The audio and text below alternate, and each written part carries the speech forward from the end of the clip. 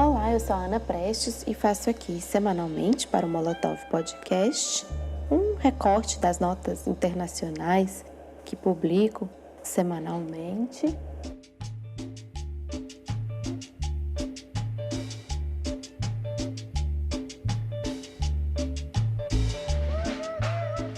Essa semana começa no dia 13 de julho com notícias que vêm lá do Mar do Sul da China, uma área de bastante tensão. Esse mar que também é chamado de Mar Meridional, ou considerado um Mediterrâneo Asiático, onde a China faz fronteira marítima com Vietnã, Malásia, Brunei, Filipinas, Singapura. Está ali também uma província chinesa rebelde, que é a província de Taiwan. E ali tem sido já há bastante tempo um centro de contenciosos entre os países. Os últimos eventos aí vieram por parte das Filipinas, de disputa e de acusação de que a China estaria invadindo seu espaço marítimo. E os Estados Unidos, que mantém nos últimos anos uma espécie de neutralidade sobre esse tema, essa semana resolveram se pronunciar. Então, o chefe do Departamento de Estado, Mike Pompeo, disse que as águas reclamadas pela China estão completamente sob os direitos de jurisdição soberana das Filipinas e que qualquer ação da China para impedir o desenvolvimento ali da pesca, dos hidrocarbonetos, por outros estados ali naquelas águas, são ilegais. A Embaixada da China reagiu lá em Washington, disse que, sob o pretexto de preservar a estabilidade, os Estados Unidos estão flexionando seus músculos, nas palavras deles, provocando uma tensão, incitando a confrontação na região. Vamos lembrar que os Estados Unidos não são signatários da Convenção sobre o Direito do Mar, vigente desde 1982. É um dos países que detém o maior acesso marítimo do mundo, né? Tanto ali no Atlântico como no Pacífico, e demonstra um passo a mais na escalada do acirramento da rivalidade entre Estados Unidos e China, uma tensão bilateral que tem marcado toda a conjuntura internacional nesse último período, especificamente agora nesse ano de 2020, no ano pandêmico de 2020. Outro ponto de tensão que tem sido Hong Kong creio que vai elevar ali também o nível de tensão pela aproximação de uma eleição parlamentar. A partir de sábado, agora 18, o parlamento, as pessoas que querem ser candidatas para o parlamento, que tem 70 assentos com mandato de 4 anos, vão poder se registrar até o dia 31 de julho. A eleição vai ser em setembro e promete ser uma eleição bastante tensa entre os independentistas e aqueles que estão alinhados com a lei básica de Hong Kong, a Constituição de Hong Kong e agora a nova Lei de Segurança Nacional aprovada pelo parlamento chinês e anunciada no último dia 1º de julho. Em relação à China, dessa vez lá foi confirmado que a Huawei não vai poder operar a tecnologia 5G no país. Vamos lembrar que a 5G já está inserida no mercado 5G lá no Reino Unido, inclusive agora na época da pandemia, com essa paranoia de vírus chinês, suas antenas foram atacadas nas ruas, nos postes, por vândalos, né? E, mas com a nova decisão, todas as empresas de telecomunicações vão ter que suspender a compra de novos equipamentos da marca, vão ter que remover aqueles que já estão lá, né, até 2027.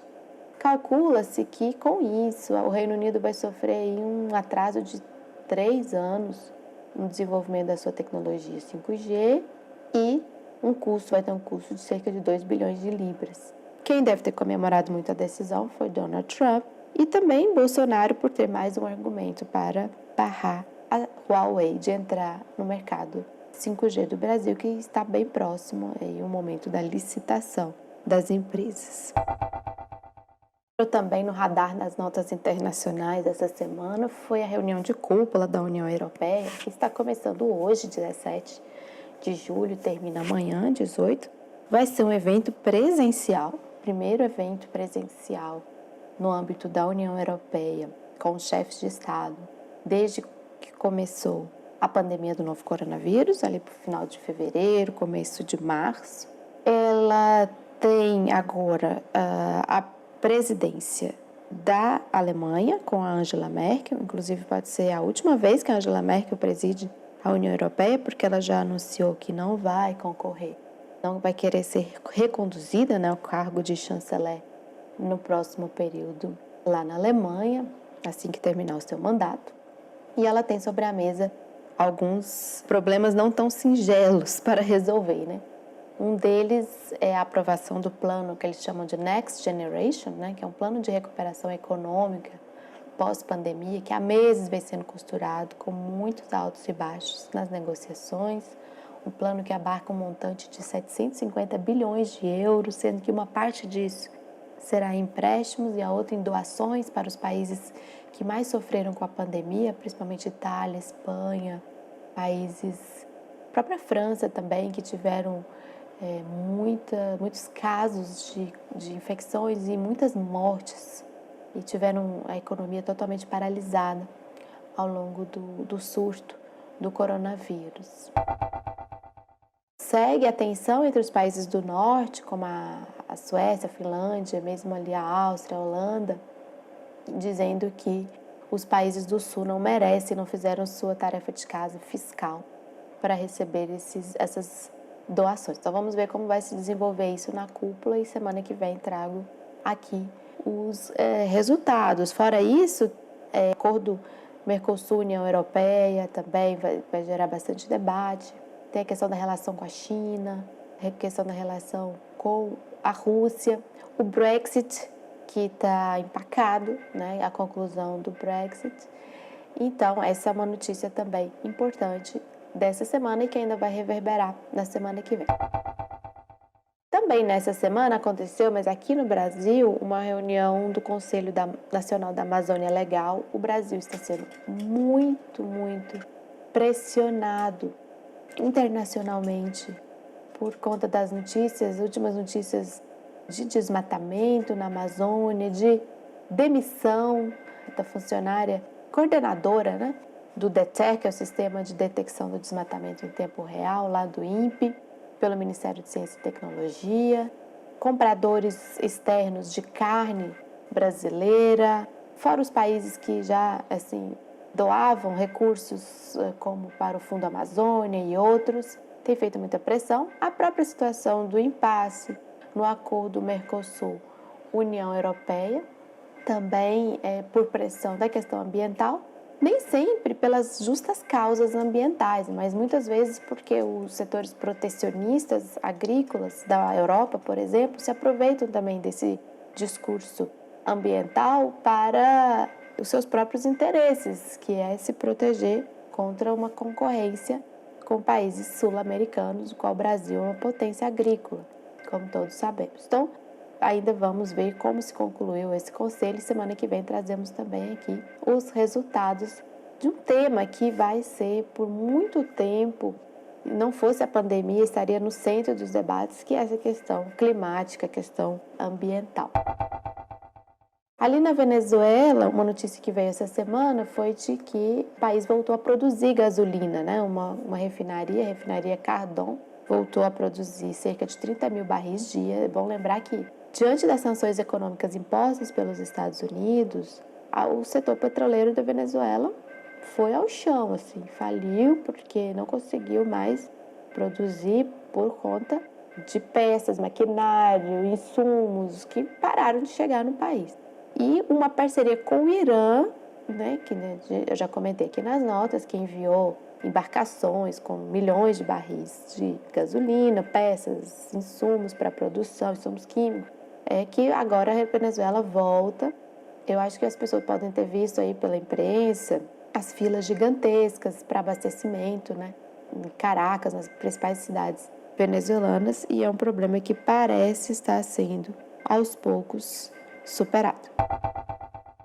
E a Polônia elegeu o seu presidente, o Andrzej Duda, no último domingo. Essa semana foi semana para acompanhar a apuração e o pronunciamento do resultado Então, o atual e ultraconservador presidente, né, candidato pelo PIS, que é o Partido Lei e Justiça, conseguiu um pouquinho mais de 51% dos votos.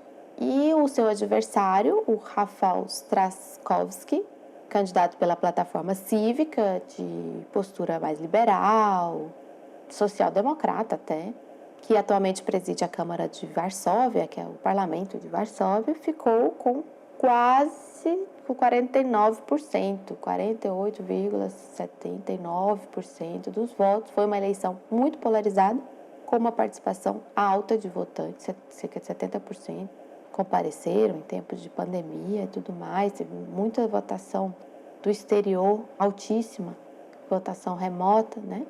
E, bom, um dos pontos polêmicos da eleição foi a relação com a Alemanha, porque o Trzaskowski, ele defende restabelecer as relações com a Alemanha, com a União Europeia de uma forma geral, reverter uma série de reformas feitas pelo Duda, restabelecer liberdades democráticas, porque a Polônia, no último período, assim como a Hungria, tem sofrido muita restrição na sua democracia.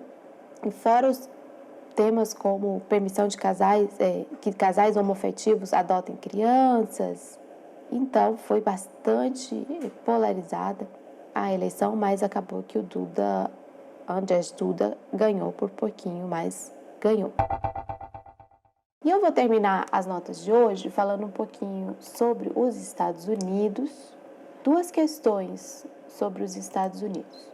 Uma é de que o país chegou a um novo recorde de novos casos de coronavírus em um único dia, né? Registrou aí mais de 67 mil mortes na última terça, dia 14 de julho, que inclusive foi o dia da Bastilha lá na França, foi comemorado de forma bastante diferente do que é normal por conta também da pandemia, né?